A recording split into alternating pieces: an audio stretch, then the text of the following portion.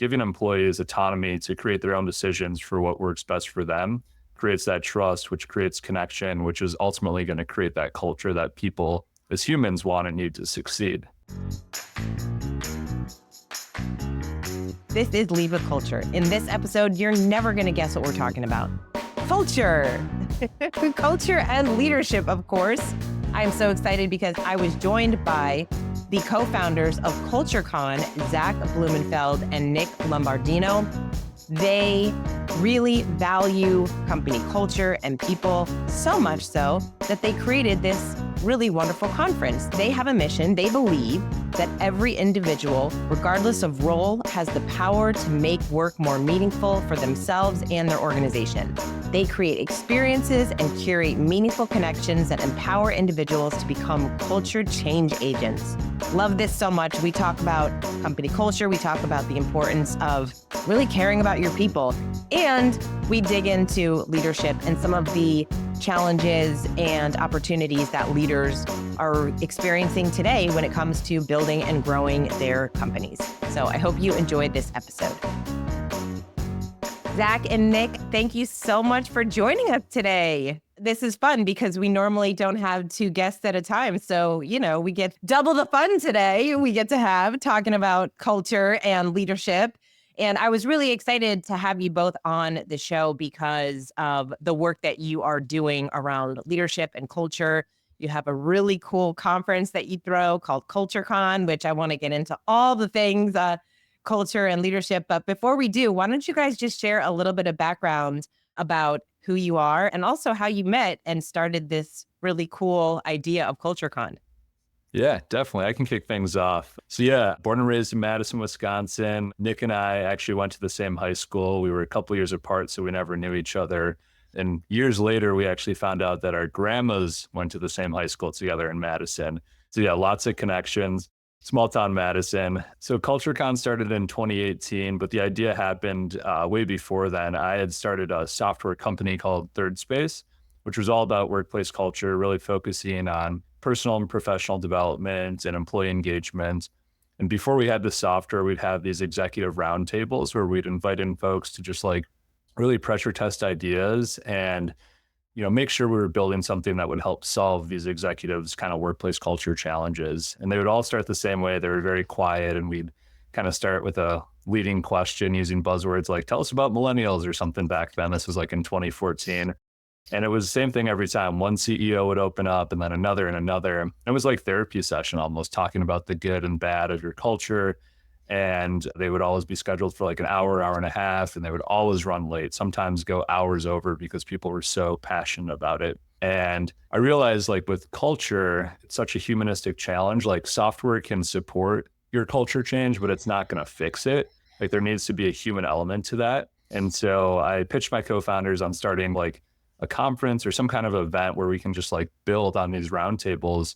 They wanted to stick with culture or culture software, but ironically enough, one of them connected me to Nick and we grabbed coffee on the square. And Nick was really the first person that I talked about this high level idea with. And we've been building it together ever since and had our first conference in 2018. What really struck me about these focus groups and roundtables that Zach was hosting was when he told me that so many of these executives were, not only was it a therapy session, but it was also like a problem solving session among these individuals. And so somebody would come forward and profess this workplace culture challenge that they were trying to work through. And then other people in the room were so eager to want to help them fix that problem, like offering up like, hey, I have tools, I have templates, I have connections that I'd be happy to introduce you to. And so I think to Zach's credit, he could just extrapolate this a little bit further and was just like, what if we tried to create the container for more of these conversations to take place? How cool would that be? I was an easy sell. It seemed like he did all the market research for me. So I was like, yep, let's do it. Now, what were you doing at the time? For me personally, I was working for a Madison-based management consulting company named Farwell. So I was starting to build communities of practice around the peripheral of workplace culture. Some of the groups that I was building had to do with organizational change management. So much of that had a workplace culture undercurrent to it. So it definitely felt like a universal kind of synchronicity that Zach and I met when we were both starting to build out these, let's just say, communities. So the timing couldn't have been better. With all of these masterminds, and who doesn't love a good mastermind, right? Like you get people together, you're like-minded, you're trying to come up with solutions to challenges. And I love that you recognize that so many people want to support each other, because that's what it's about. You're like, if I got through this time, I want to help somebody else with the ideas or the strategies that I used. And then knowing that that's going to come back to you as well, because this is what it is, right? This is business, this is life. So when you were dealing with so many different CEOs and a lot of the same challenges kept coming up, what were some of those? Like if you had to pick like the top one or two that kept coming up over and over, what was that?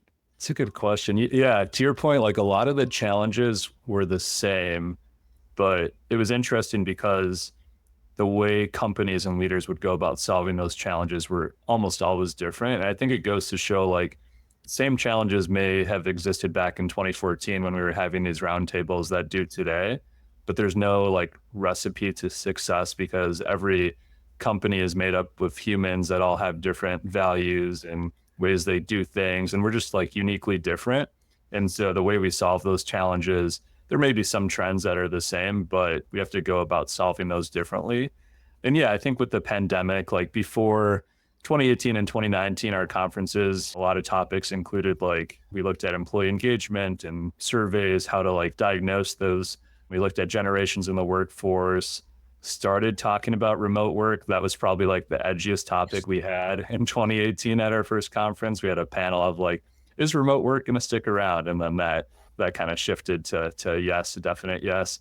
And then after the pandemic, kind of post 2020, when we got back in person, I think our first conference was 2022. After that, we're talking about things like AI, employee well-being, burnout, DEI, and still talking about the evolution of workplace models, whether that's like holacracy or some of those organizational structures, hybrid, remote work. We even had someone talk about psychedelics in the workplace to help with mental health. So yeah, the conversation has grown exponentially since my first roundtable back almost a decade ago now.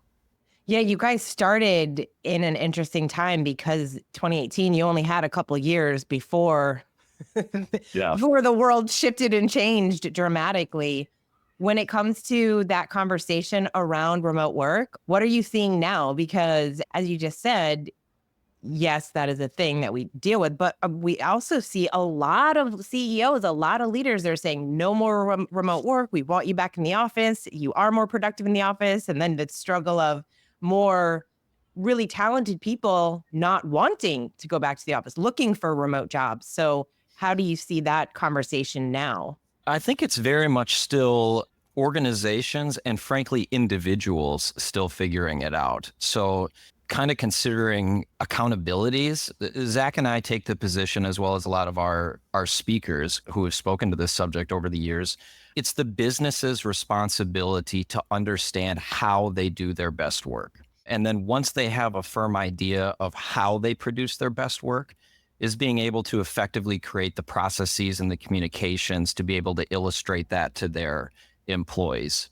And that's not to say that the how they do their best work can't change. In fact, many of our speakers would say this is a continuous process of evaluation and understanding how you produce your best work. But then knowing what that is and making sure that your candidates and employees know how to succeed in that type of working environment. So that's kind of the accountabilities on the organizational side, is really understanding how that best work comes to fruition. Then on the employee side, for those of us who, let's say, are privileged enough to be able to consider what type of working environments work best for us, to really know how we're going to be able to show up and bring our best self forward in those types of working environments. So really asking ourselves, how do I prefer to work? Where do I get my best flow state? How do I get the most out of myself and my team members? Is that an in-person environment? Is it hybrid? Is it fully remote? So these are the conversations that are still all happening right now in our programming, and then just trying to figure out how to better create those communication channels, those processes, and those evaluation tools to really dial into how we do our best work, both on the organizational side and on the individual side. Yeah, I love that. I love that you said it's the organization's responsibility to decide how that happens, because I think a lot of people are not necessarily prioritizing around the work and doing the best work. So kind of being more intentional about that. Knowing how to illustrate it too. Like, it's one thing just to say it, but to be able to effectively illustrate it with data so that employees can really understand that this is a genuine thought and research and time has been put into this how. And I think that's really crucial. It's interesting how that after going through the pandemic, then there was a lot of burnout, and then we saw a lot of the great resignation, the quiet quitting, which, by the way, quiet quitting is really nothing new. I feel like they coined the phrase and it became very popular, but quiet quitting has always been a thing, if we're really honest.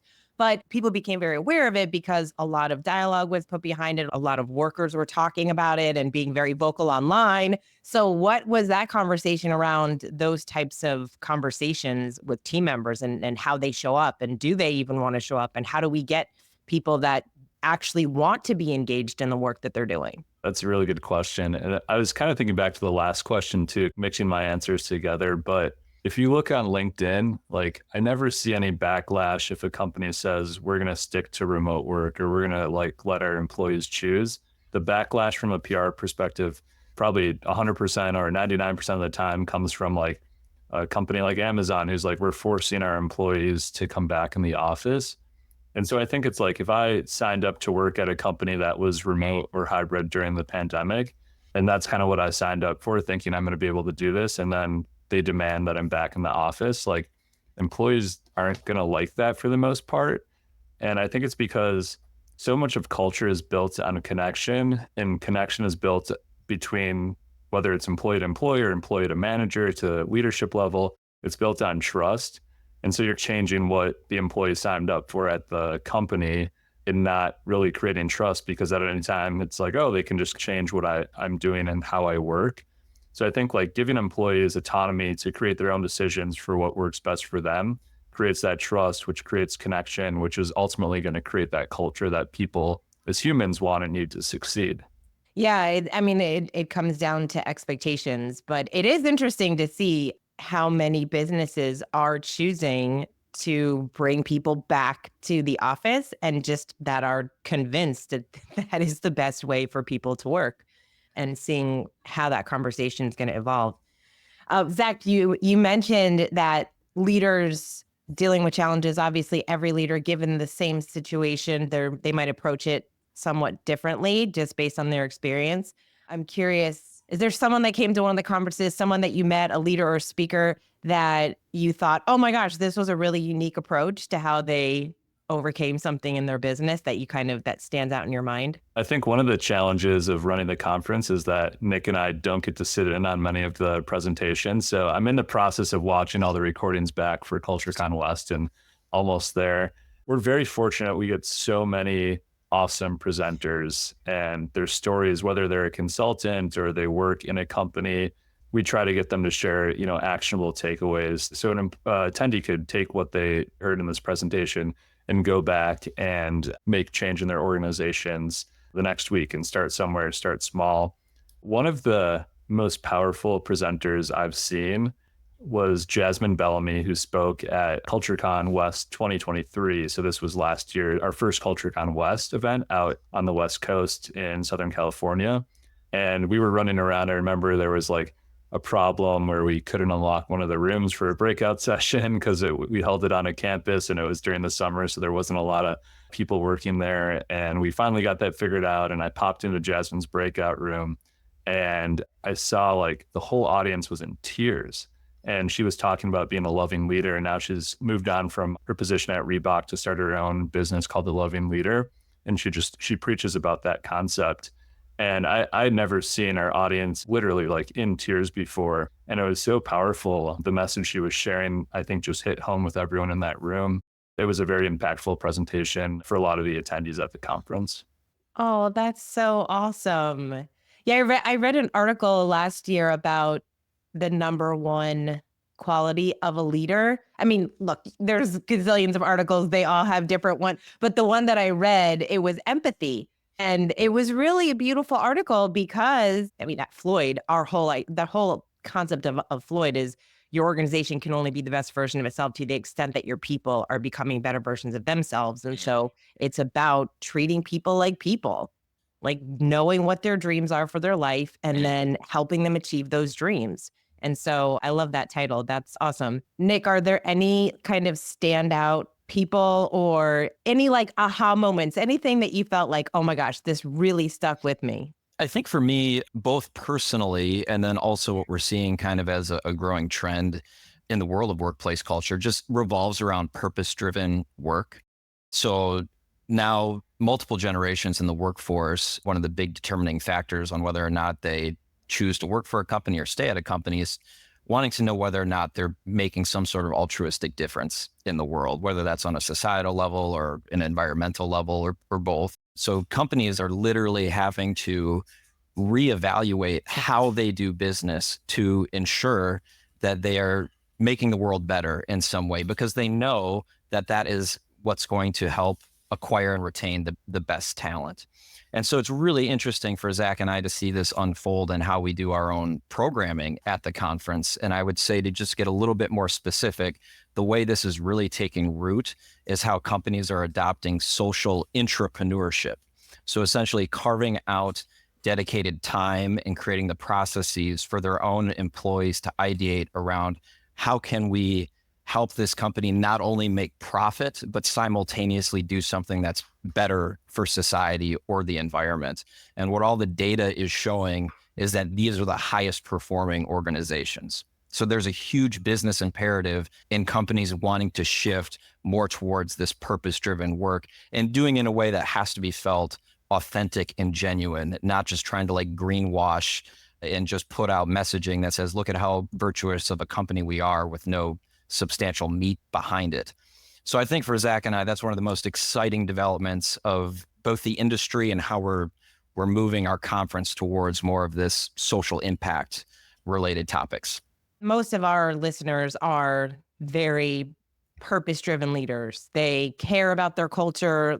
I feel like when I talk to people that work for an organization or that tell me their friend works for an organization and it's horrible, they treat their people horribly, they hate going to the office, I try to give them as much hope as possible, because I'm like, there are companies and leaders in the world that actually care about their people. They are doing good in the world. They believe that they're making a difference. They want to help people succeed personally and professionally. And so I know that there are so many companies out there. Unfortunately, there's also companies that don't necessarily say things like that. And so I love being able to spread this message. The people that are coming to your organizations or that are coming to conferences, who are they? What positions do they hold? What are they hoping to get out of it? And really, what can they expect when coming?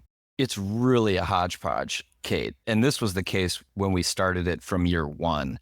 We have individuals who are business owners and C-suite executives. Certainly a lot of, I would say the majority of the attendees have some sort of role that requires that they manage a team. So whether that's a marketing team, a finance team, whatever the department may be, that probably encompasses the bulk of the attendees that come. We have some individuals that represent HR, but I think a lot of people maybe think that our conference is the majority are HR professionals, but actually that's actually the minority. Maybe around 15% actually work in a formal HR role. And then all the way down to individual contributors. How Zach and I like to explain the value of the conference is we all have a vested interest in wanting to make work more meaningful for ourselves and for those that we work with. And so that type of mentality is not just owned by certain departments or certain organizational structures. That's an everything dynamic. And I think in recent years, the business imperative behind wanting to enable every individual within a company to be a steward for positive organizational culture has just become more and more clear. In fact, it's a lot of times that individual contributors are ones that carry so much influence over behaviors within an organization. The mentality is how do we encourage, how do we empower, how do we inspire every level at the organization to be a steward of positive change? And to quote yourself, Kate, earlier, I think so much of that has to do with like making sure employees know that they can bring their full self to work and that their own personal values align with that of the organization. And then those things become so much easier, especially if now the company is doing purpose-driven work that is so in line with who they are, that showing up at work and being your authentic self becomes so much easier. And now you're somebody that is not only getting energy from the organization, but then you're also gifting that energy to others throughout the organization. And that's really, really impactful. One of the things that I love about just leadership, really great leaders, they are so good at identifying people's superpowers and they want them to shine. They push them and encourage them to take that even further and to give them that confidence. And that's what I really love when you have somebody that's truly focused, as you were talking about, the people that are really focused on culture. They're focused on building a team. They're focused on, like, there's such a difference between just, oh, I have to hire somebody and put them in this seat, and, oh, I'm bringing somebody to be part of what we're building. Like, I want to like that person. I want to believe in that person. I want to see the gifts that that person has been given. So you work with a lot of leaders. We'll do a fun little activity. So if you were going to share with the listeners, okay, over the next 6 to 12 months, these are the top 3 qualities that would be important to consider improving over that time frame to be a better, more courageous leader. We'll do 3. Actually, we'll do 4. So we'll start with Zach. We'll go from Zach, Nick. I think trust and transparency is number 1. Yeah, just being able to openly share your challenges and then decisions, and kind of like Nick talked about, like, use data to show, like, hey, my employees, are saying this in maybe an engagement survey about working remote or whatever it may be, changing up our values or our mission to be more aligned with who we are as a company and the people that make up our company. So, like, being transparent about the decisions you're making and just trying to create as much trust as possible with your employees and your teams. That's definitely number 1. Yep, I agree. A close second perhaps would be continuous learning opportunities for employees. I think that's a really interesting topic to explore when considering AI adoption moving forward, is perhaps how AI can be this powerful conduit of self-directed learning opportunities for individuals within companies. The more we can empower individuals to understand their own intrinsic motivators and strengths and how they want to grow within a company, to have a powerful tool set that can really help drive out those learning pathways, I think could be a massive difference maker. Number 3, one of our values is human connection. And I think that as an organization, CultureCon, and I think that the more like connection focused initiatives and things we can do within our organization is really going to help build culture. And, that could be things like going out and volunteering in the community or social activities with teams, mentorship programs internally at your organization, but using that connection to help build stronger teams and departments and ultimately better organizational cultures. Before you go, Nick, who does this really well? Because you hear all the time the people talk about, I don't want to go to this workplace. I don't want to go to the work function. I don't want to go to the holiday party. I don't want to, it's like, this is work. I don't want to deal with these things. But then there's also people that are like, no, we want to go and like do a ropes course. Or I have a friend who his company is fully remote. So twice a year he gets an Airbnb and they go to this really cool place and they go hiking and they do fitness classes and kayaking and all these different things. And it's awesome and they love it. The team loves it. If someone's listening and they're thinking, man, like, we've been trying to get people together to have an experience that everyone's going to enjoy. It's not going to cost us an arm and a leg to do, but something that can really help us connect everyone on the team, especially because there are so many more hybrid working companies. This is not going to be a surprise to anyone, but Zach and I recently got to participate in Zappos had their 25th anniversary party, and it was a party. So Zach and I flew out there, and part of us going was to actually interview a lot of the employees to try and get a better understanding of what the secret sauce is. So I can tell you from that particular event and seeing how excited, grateful, engaged their employees were to be there. And these are people that came for sure all over the country. I wouldn't be surprised if there were people that traveled from across the world to be at their campus in Las Vegas. When we went around and kind of did these videos, there's one prevailing theme that came out was just like a lot of these people consider their coworkers like deep friends, friends that they did not have prior to working at Zappos. And so opportunities to have not only birthday parties, but whatever type of organizational pop-up to foster connection, they are so invested in going because it's with their friends. And that's not something that's easy to come by. And I know in talking to a few of these people that Zappos still has hard shit that they have to navigate, even as like the beacon of organizational culture that a lot of us look to. But they rally to this hard work because they have their people with them. And it's like, I'm with my friends, these people I can trust, we can do hard stuff together. We can get out of these hard bubbles from time to time and be able to celebrate these accomplishments as a team. So whether they're trivia nights, whether they're birthday parties, that list goes on and on. But it seems like it's stemming from deep rooted relationships among team members. Yep. My advice would be hit our friend up Rio and go take a tour of Zappos. Oh, yeah. I mean, they definitely know how to do it. And you know what? It starts with them with hiring. You know, they have a really great hiring process. It goes back to the expectations that we were talking about, right? If you hire people and they know what kind of culture they're getting into, I feel like it lends itself, like, you know, that's the kind of culture they have. It is more family. It is more of like you are able to make some friends there. I mean, look, it all starts with hiring. It depends on the people that you're bringing into the organization. You have to get the right person on board first before they're not going to adopt some of the things that you find that is a value to you if that's not brought up in the interview process. You nailed it. Yeah, Kate, like none of what we're talking about happens by accident. Like there has to be extreme intentionality starting with the candidate experience process and in recruiting and onboarding and orienting into the organization. So yeah, there's a lot of work that goes into it on the front end to make that a reality. For the final fourth takeaway, I think I would get back to entrepreneurship. Just the idea of being able to place a high value on diverse perspectives of the employees that work within your organization and creating the right structures and dedicated time to help ideate together to create more value, not only for your own economic gain as an organization, but if we want to take that more altruistic angle, that there are people in your company that have causes and passions that are very important to them.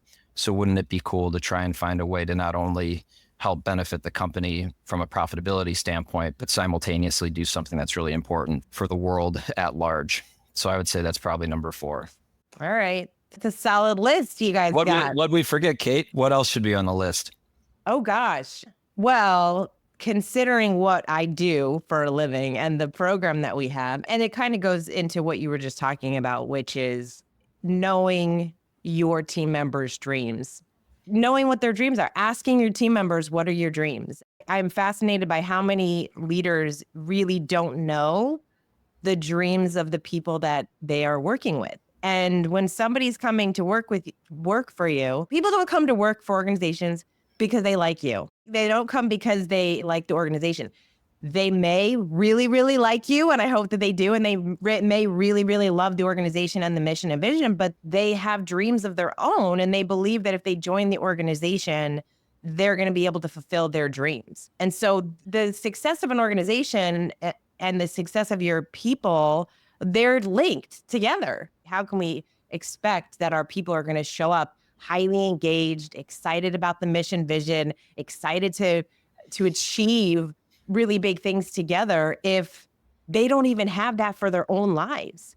And so many people are living that way, especially today, right? It feels like a lot of people, there's a lot of heaviness in the world. There's a lot of people that have stopped dreaming. There's a lot of people that are just trying to pay the bills and make ends meet, but they've forgotten how to dream. And so no matter where we are in our lives and no matter what challenges we're facing, we have to have that hope. We can't give up hope, and we have to have dreams. And that's really important. And I love so much because, again, we get to work with some incredible leaders. And so when we get to hear stories of leaders that are so excited that their team members are buying their first home and getting married and going on that trip that they've talked about for years and years, and sometimes leaving the organization. They had a dream of starting a business or going and doing something completely different. And to be able to say, hey, I was part of that person's journey and helping them get there, that when you have that type of culture, when you have that type of organization that really supports your people,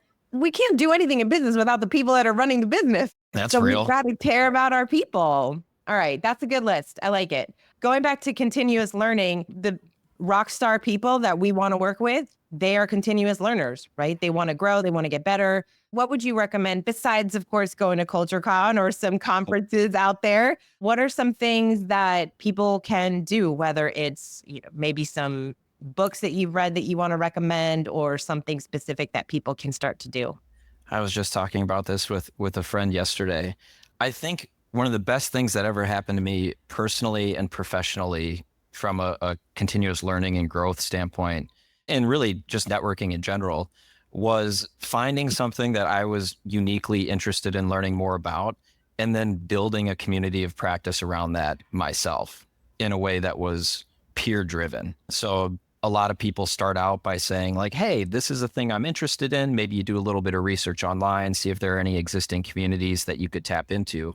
And if there isn't, or even if there is, to yourself say, hey, what if I started this thing and started the process of finding other people who share the same interest with me, and then kind of building a community around it. And so I've done this over the years in past lives, and boy, it's actually shockingly easier than you would think to get that ball rolling.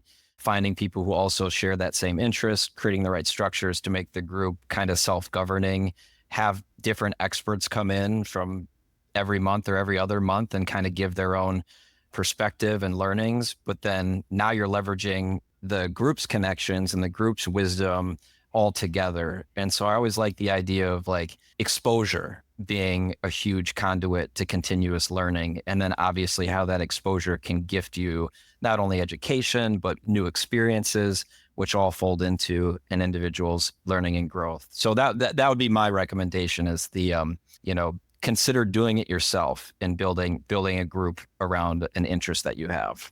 Yeah, I love that. I would say something that has stuck with me since my first job out of college was mentorship. My CEO of my first company very quickly kind of took me under his wing and just kind of showed me the ropes. I mean, I was 21, fresh out of college and working in an industry I had no experience in. And so just being able to get to know someone, especially at that level in their career, on a deeper level, and consider him like a friend more than a boss, and just always coaching me on how to handle tough situations, and still someone that I keep in touch with to this day, and we haven't worked with each other in over a decade. I feel like that's what it should be about. It's about those connections and having someone who has more experience than you and kind of paving the way and helping you through difficult situations and celebrating the wins with you as well. Super powerful. And I think we need more of that in the workplace. Yeah. What are your thoughts around book clubs? And do you have a particular book that you really loved? Maybe one of your favorites this year? Nick, we were talking about that one book at the start of the call. Oh, I think it's actually in your background there. What's that one called? That's called Do What You Love. The author's name is Kate Volman. You can buy it where you get any books. Yeah, I can share a book that both Zach and I read this year. It's called Wrong Fit, Right Fit by Dr. Andre Martin. Dr. Martin has been a chief learning officer and an executive at companies like Google, Target, Mars Corp, Nike. So he's been in some pretty big brands over the years, and he dedicated a little bit over a year of going out and doing interviews with individuals and with companies to understand how you find best fit employment. So his book is kind of a report out on these are the things that organizations should do from their own accountabilities in ensuring that there is a right fit among their candidate experience and obviously employees. And then things that employees should really consider. Frankly, I would even say candidates, like what you should be evaluating as somebody who's looking for new opportunities to ensure that it's the right fit for you. And this is kind of getting back to the comment earlier about for those of us that are privileged enough to have the time to be able to understand what are our unique skills, what are our passions, what are our intrinsic motivators, and how do I leverage that to understand what companies are the best fit for me. And so it's kind of like this cool dual accountability thing. And when those two spheres intersect, that's when you have the right fit. That would be one of my recommendations.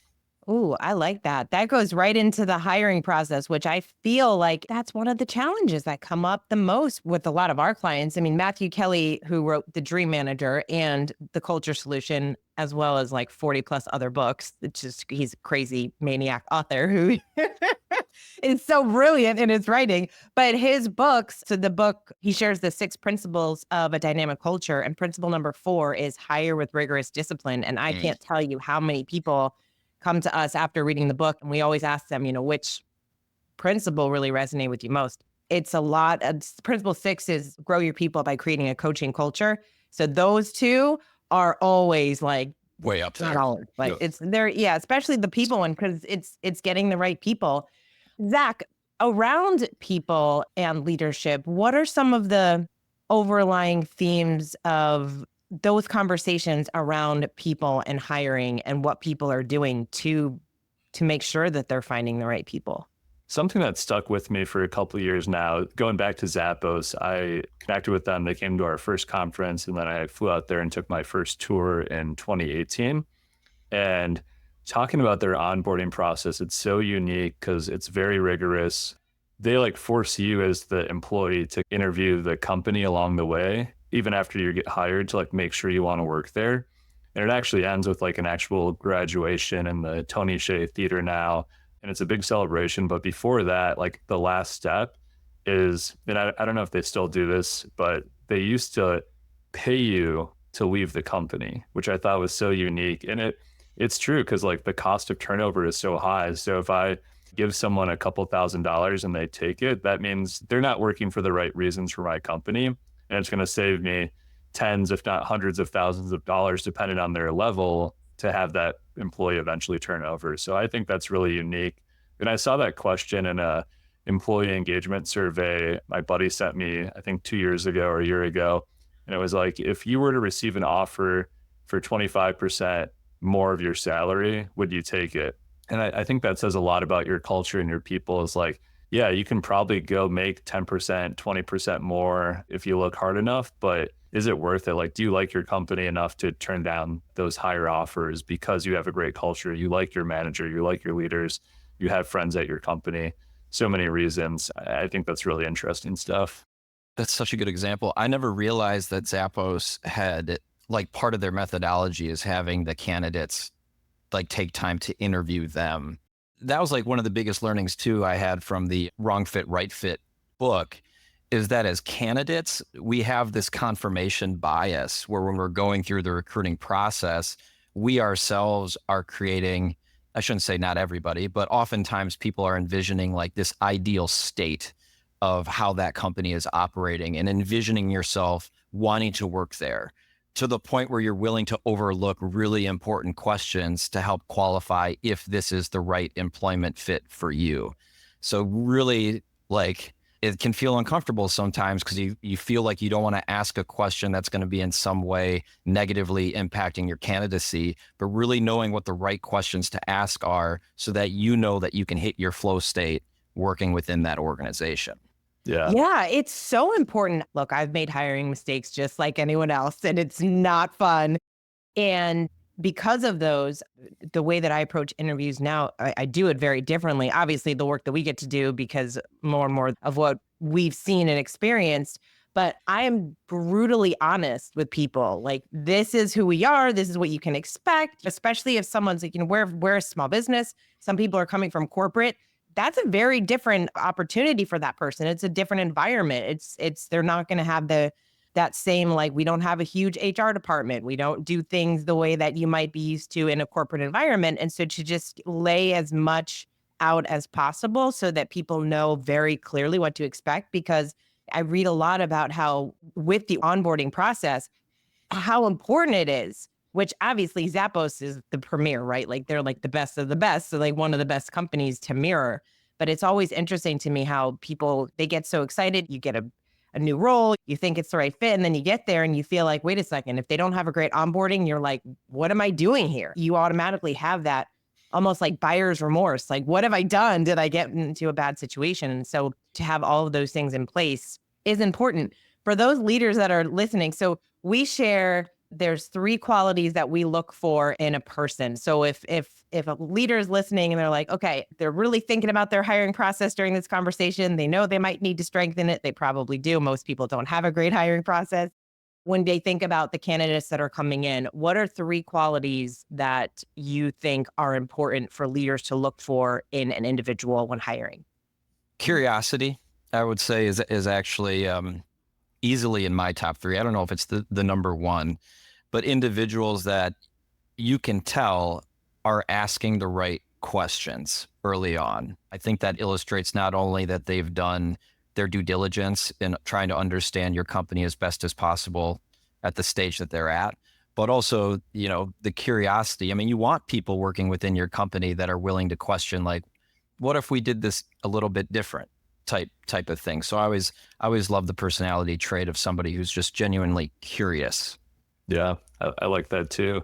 Kind of going off that a little bit, I usually don't look at resumes too closely. Like, I don't care where people went to school or even if they went to a college, but I do look at their experience, and I like to look for people that have had some kind of taste of entrepreneurship, because it probably does force you, Nick, to your point, to be a little more curious.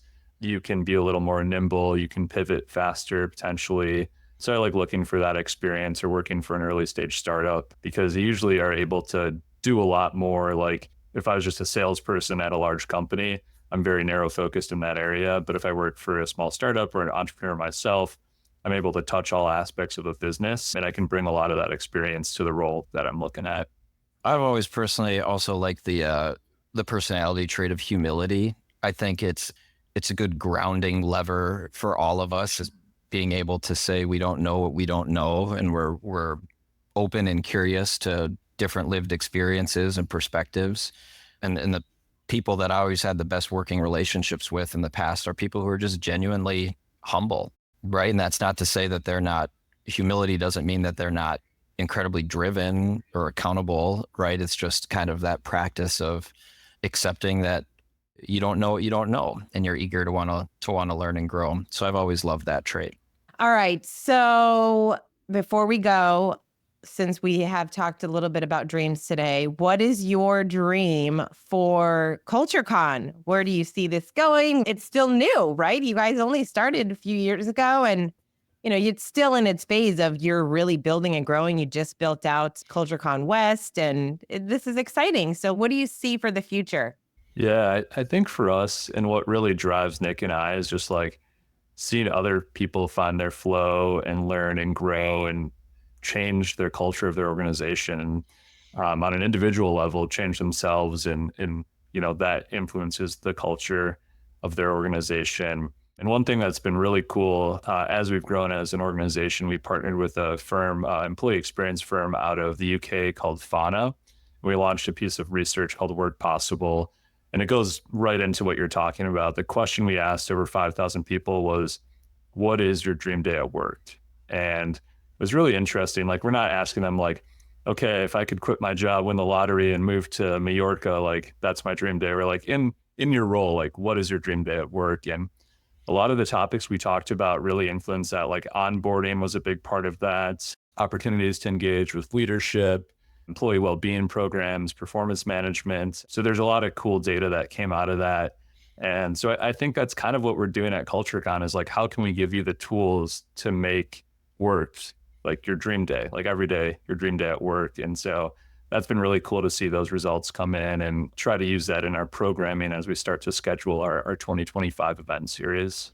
We've been very fortunate to been able to kind of grow these containers, these conferences where people can come together and learn and connect. But to Zach's point, it's like, what are the peripheral tools that we can bring into these experiences that really help uplift the content and the connection? So Zach's describing like global research. So that's like really exciting for us, is being able to lean more into the research side.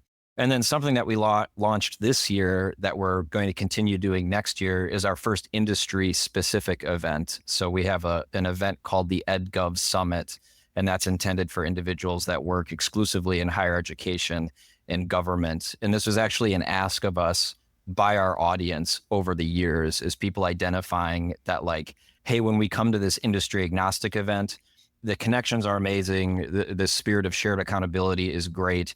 But as far as the content goes, there's only a smaller percentage of things that we feel like we can realistically bring back into these public sector environments and be able to deploy. So that's another thing that Zach and I are excited to grow in the future, is more of this hyper-focused content for more unique working environments. Awesome. Oh, that's really cool. Yeah, there is something to be said about that. We've worked with quite a number of schools, and as there are many challenges that are the same, right? Like if you're building anything, a business, nonprofit, I used to work with a lot of nonprofits and they used to talk about, well, we're not a business. I'm like, no, you are a business. Like, yes, you're a nonprofit, but you have to approach it in that same way. But that's interesting. So that's cool. Well, good luck with that. That'll be fun and exciting. I'm very excited to get more involved with CultureCon because this is the world in which we live in too. So I'm happy that we got connected, and I'm so grateful that you guys took some time to hang out with us today. Thank you so much for being here. We appreciate it. Thanks as ours, Kate. Yep. Thanks. Great being here.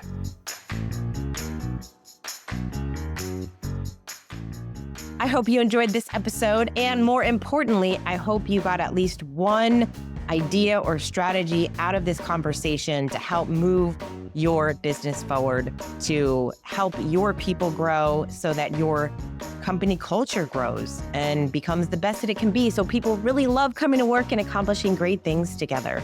If you are interested in learning a little bit more about coaching and what coaching will do for you and how we can help you develop and build that great culture, whether it's through developing a better hiring process or creating a coaching culture or just helping focus on the mission, vision, and values of your organization, we would love to have that conversation with you. We work with a lot of organizations with their culture coaching, and we would love to be able to serve and support you. So you can go to floydcoaching.com and someone from our team will chat with you. We'll just jump on the call, see where you are today, where you want to go, and if we might be the right fit to help you and your team get there. So we look forward to having that conversation. Go to floydcoaching.com. As always, thank you so much for listening. We so appreciate you. Until next time, lead with culture.